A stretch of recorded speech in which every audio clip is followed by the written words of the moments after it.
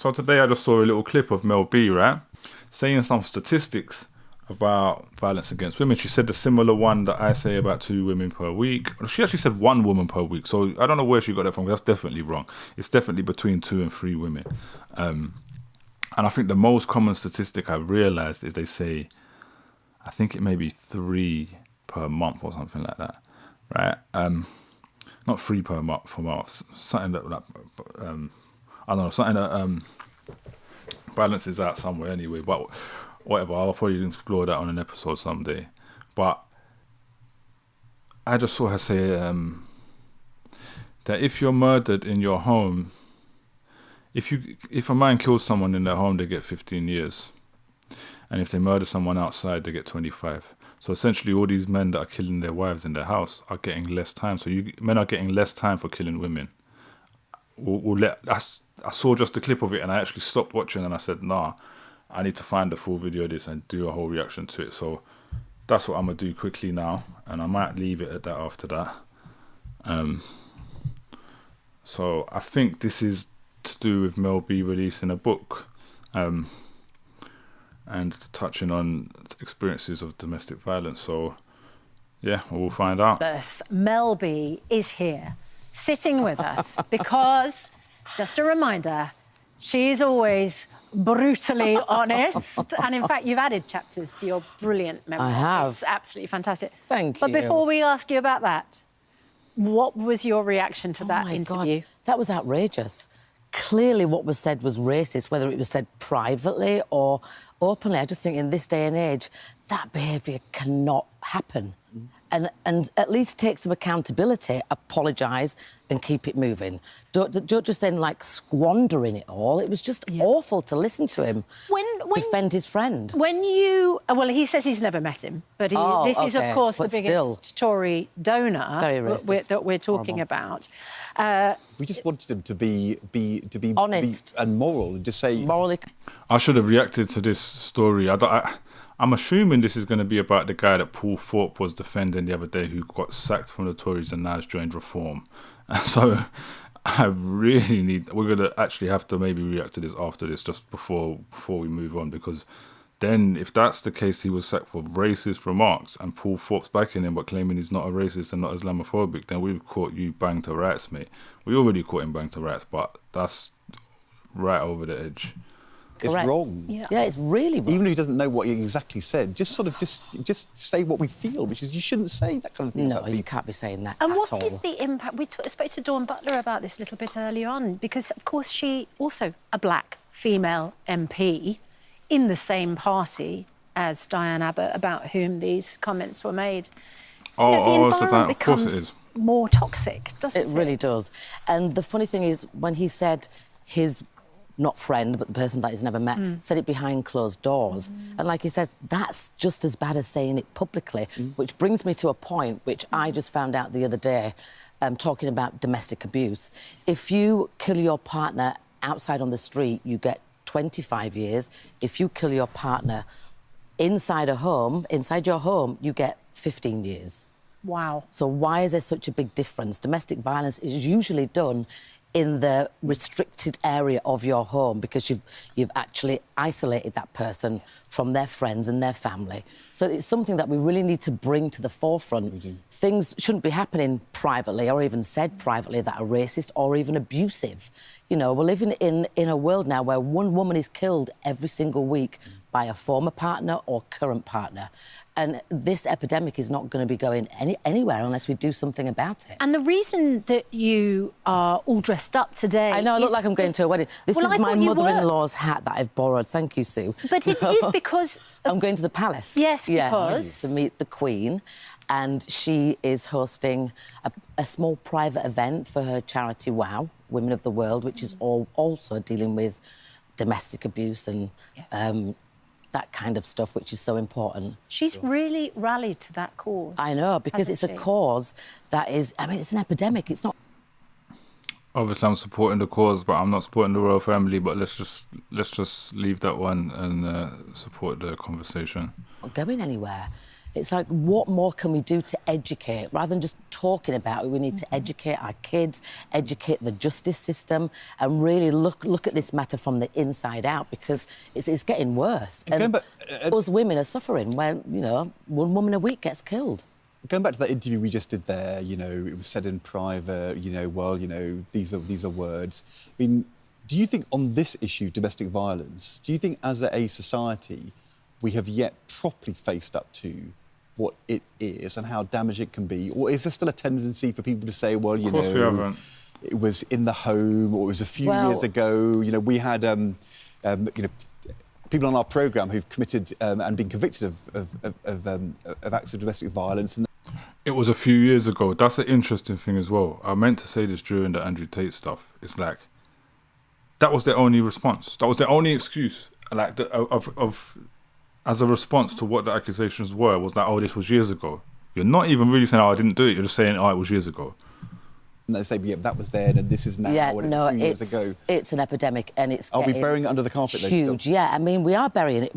Well, we're actually talking about it because, you know, it's in our front rooms now. We can watch shows like Happy Valley, Dirty John, so it is more publicly spoken about, but still the ins and outs of it, the nuts and bolts. Like, if I'm gonna hopefully go to court and accuse my partner of domestic violence, you know, I'm not going to really trust the justice system. Am I going to trust the police, that they actually understand and care enough to see what's going on? So we need to educate, because if we don't educate people that we're meant to feel safe with, like the police, like the justice system, we're fighting a losing battle. So we've got to do something.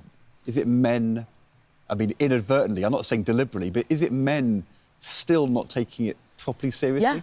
Yeah, because at the end of the day, statistics are that it happens to a woman from a man. It does happen in same-sex marriages, it does happen in same-sex relationships also, and it happens where the woman can do that to the man, but statistically it's done to women in a heterosexual relationship. So this is something that we need to really look at and really kind of have some empathy, get some new laws in place and get it funded properly by the government, because the government only put X amount of money aside each year to deal with domestic violence, but they end up spending billions because it's an epidemic. I can't stress that enough. And my book, by the way, I've updated it because since 2017 to 2024, a lot's happened to me, because I did have a 10-year very abusive marriage, and I talk about that in the book very, very honestly. But I also now talk about the after effects that I've had to go through, because just like anybody coming out of a domestic abusive relationship, you suffer such trauma, and trying to get yourself back on your feet, especially if you have kids and going through the court system, it's so much to take on board, because you have to literally learn how to walk, learn how to talk, learn how to, like, give yourself confidence again, because you've been riddled with shame and guilt for so long.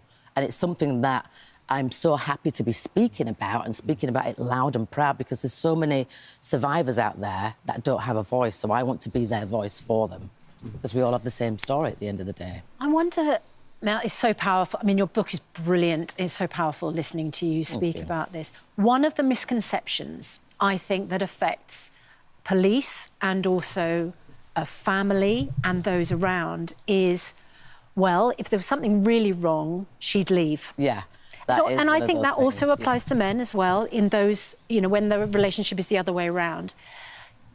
Can you explain to those people who think that why it is not possible to leave, that it can actually be terrifying and life-threatening, and you still don't leave? Well, I mean, I tried to leave about 6 or 7 times, but I always ended up going back because of my kids, because for some reason I felt like I couldn't fully leave because I didn't have my own money or access to my own money. I mean, where am I going to go? My friends and family had been separated from me, because what an abuser does very cleverly, and they all do the same thing, is they isolate you. So even though you're the one being abused, you know, your friends and family are also being abused. Say you wanted to go and have dinner with them on a Friday night. Your abuser may have called them and said, no, she doesn't want to meet you. Little do you know, but then your friends and family are not calling you back. So they put like a massive big bridge that seemed impossible to jump over, and you end up thinking the only person you can turn to is your abuser. Yet this is the person that's meant to love you, yet they can be emotionally or coercively abusing you, and you end up just going in a cycle. You want to get out, you want to leave, but they make it impossible, and you think it's impossible to leave. Yes. Where now, you know, Women's Aid is now, I think it's their 50th anniversary, and they're there to support women and children that are in these kind of positions. And I'm also campaigning for HR to actually understand in the workplace to be able to spot domestic violence, domestic abuse, because for me, my work environment was the safest place that I could be because I was away from that person and that situation. Yes, it was a safe space for you, wasn't it? So we need to be able to be more compassionate within the workspace also and implicate that. It's absolutely brilliant that the Queen... Look, man, big up Mel B, man. She's given a great breakdown here. To the people who've been watching my show regularly, you're going to notice that I didn't stop that loads. Like, I'm always stopping and interrupting and speaking. And I think what it is because usually recently I've been playing a lot of content content that I find racist, content that is racist, that is Islamophobic, and it's white people talking, and there's things I need to stop and talk and interrupt.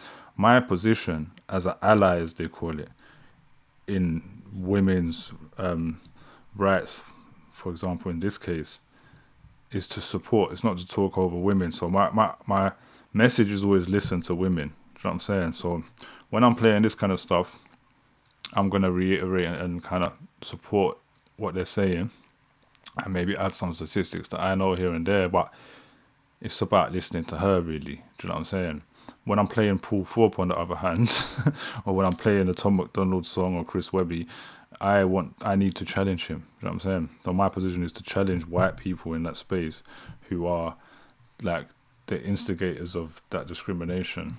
Queen is so on board. Her husband, of course, huge fan of yours and the Spice Girls. Your connection actually goes back an awfully long way. A long time ago, doesn't it? A really long way.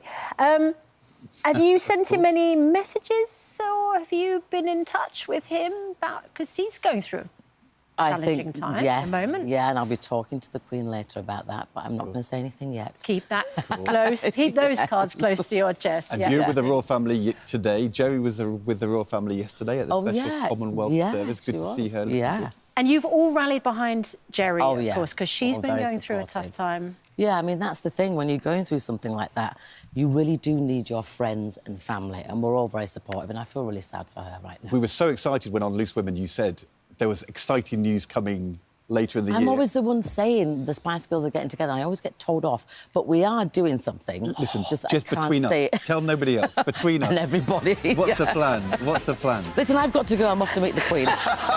Sorry. Bye. Whatever you do, whatever mention you make of it, of course it's news. Everyone would be so excited. We would be. It's what we want. What you really want. All right, we'll leave it there since, I'm not, not as excited about a Spice Girls reunion or whatever's going on there. But big up Mel B, man. Big up. Like, she spoke so well on that. I've learnt something from that, like, this whole statistic, which I do think she's got wrong there, but there might be a reason why she said one woman per week. As I said recently, I wasn't able to use a clip where I said where I was talking about 2 and then 3 women per week. But I have looked at a study what breaks it down as 3, like fully, like breaks it down as very close to 3 per week. I'll show that one day.